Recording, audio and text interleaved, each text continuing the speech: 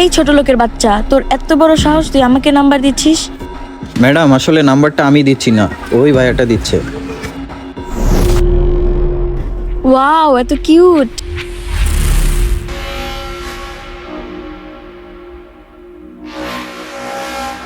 কি ব্যাপার, উনি কে?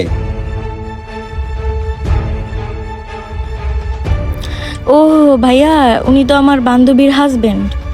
ও আচ্ছা, তোর বান্ধবীর হাজবেন্ড। আচ্ছা বুঝলাম। কি রে আফরিন, তোর হাতে এটা কিসের নাম্বার? বান্ধবীর সাথে অনেকদিন কথা হয় না তো, তাই ভাইয়ার থেকে নাম্বারটা নিলাম। আচ্ছা ভাই, আপনি তাহলে যান। আচ্ছা ঠিক আছে।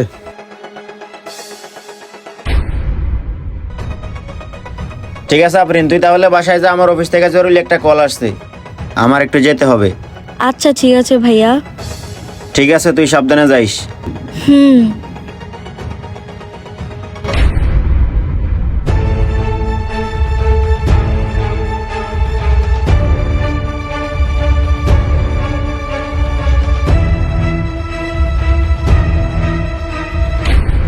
কি ব্যাপার, আপনি আমাকে নাম্বার দিয়েছেন কেন?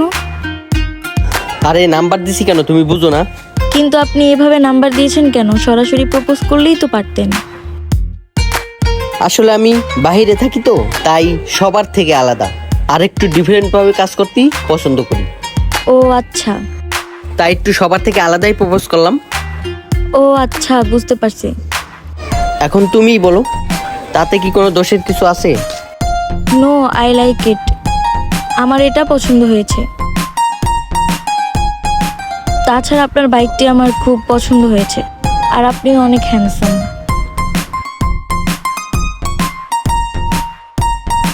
খালি বাইকটাই পছন্দ নাকি ছেলেটাকেও পছন্দ? ভাইয়া তুমি এখানে? তুমি এখানে কেন ভাইয়া? তুমি না অফিসে গেলে? আমি এখানে কেন? বেয়াদব কোথাকার, ওই তোকে এখানে পড়াশোনা করার জন্য নিয়ে আসছি, এসব নোংরামি করার জন্য না। আর তুই যে ছেলের বাইক দেখতেছস, সেই ছেলের পিছনে ছুটতেছস।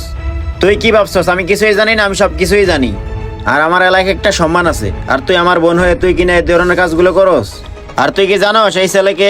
ও হচ্ছে আমার বন্ধু। মানে কি ভাইয়া? মানে কি তাহলে শোন, তোর জন্য আমি এলাকায় হাঁটতে পারি না, যেখানে যাই সেখানে আমার বন্ধু বান্ধব বলে মিরাজ তোর বোন বিভিন্ন ছেলেদের সাথে বাইকে চড়ে ঘুরে বেড়ায়। আর তোর ব্যাপারে এই ধরনের কথা শুনতে শুনতে আমি বিরক্ত হয়ে গেছি, তাই আমার বন্ধুকে দিয়ে আমি আজকে তোকে পরীক্ষা করলাম। এখন দেখি না আসলেই সত্যি, আর এই জন্যই আমাদের এই প্ল্যানটা করা। ভাইয়া তুমি আমাকে এবারের মতো ক্ষমা করে দাও। আমি আর কোনোদিন ছেলেদের বাইকে ওঠা তো দূরের কথা, আমি ছেলেদের দিকে ফিরেও তাকাবো না।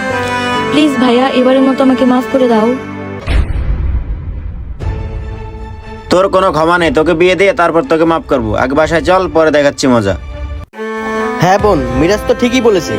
তুমি তো এখন বড় হয়েছো, তুমি একটা ছেলে কি পছন্দ করো না? একটা ছেলে কি বিয়ে করো। আর এই কথা তোমার ভাইকে তুমি শেয়ার করো, দেখো তোমার ভাই মেনে নিবে। আর তা না করে তুমি বিভিন্ন ছেলেদের সাথে ঘুরে বেড়াচ্ছ, এটা কি ঠিক বলো? শোনো বোন, এতদিন যে তুমি কাজগুলি করেছো সেই কাজগুলি আর করো না। তোমার ভাইয়ের কথা শোনো। মিরাজ, ও যেহেতু ওর ভুলটা বুঝতে পেরেছে, ওকে মাফ করে দেওয়া উচিত।